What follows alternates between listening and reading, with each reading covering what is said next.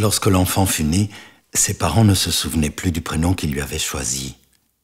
Aussi, pour être sûr d'en avoir un et d'être nommé jusqu'à la fin de ses jours, il le leur souffla, Youssouf.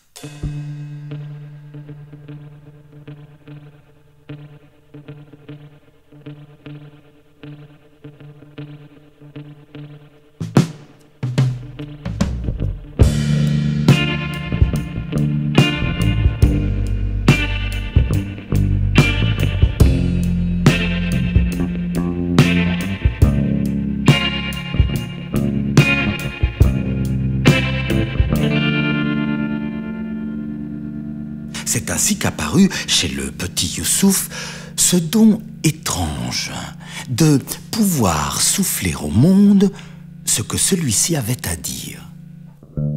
Après cela, il souffla le prénom de ses frères et sœurs à des parents qui n'avaient décidément pas la mémoire des noms.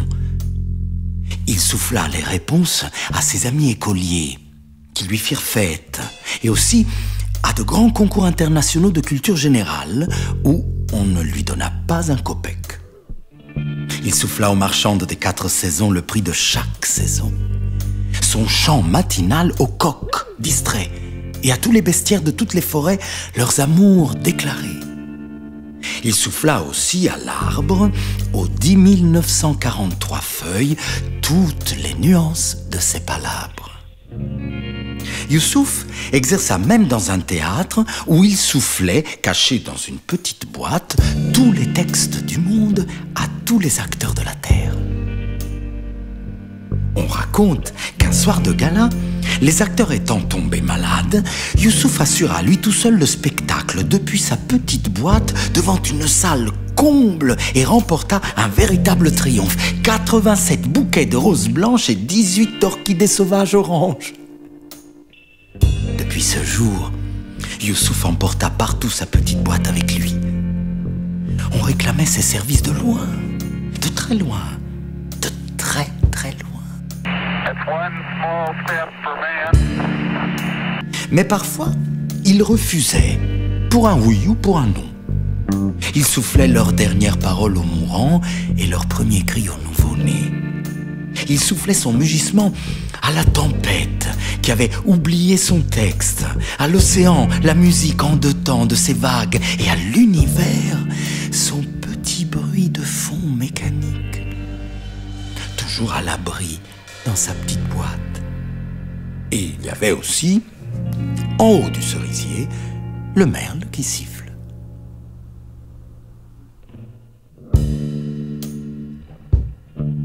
Jusqu'au jour où il fut épuisé. Youssouf avait prononcé tous les mots du monde, tous ses bruissements et tous ses fracas. Alors, il sortit de sa trappe de souffleur et s'assit sur une plage, un brin mélancolique. Lorsqu'une voix surgit de la mer, qui appelait à l'aide, Youssouf sauva la jeune fille des vagues, mais elle ne respirait plus. Il lui souffla alors tout l'air qu'il contenait dans ses poumons, un air sans bruissement, sans fracas et sans parole, un air chaud qui ne voulait rien dire. Et il lui redonna le souffle silencieux de la vie elle-même. Après, on sait juste que Youssouf épousa la jeune fille et on n'entendit plus jamais parler de lui.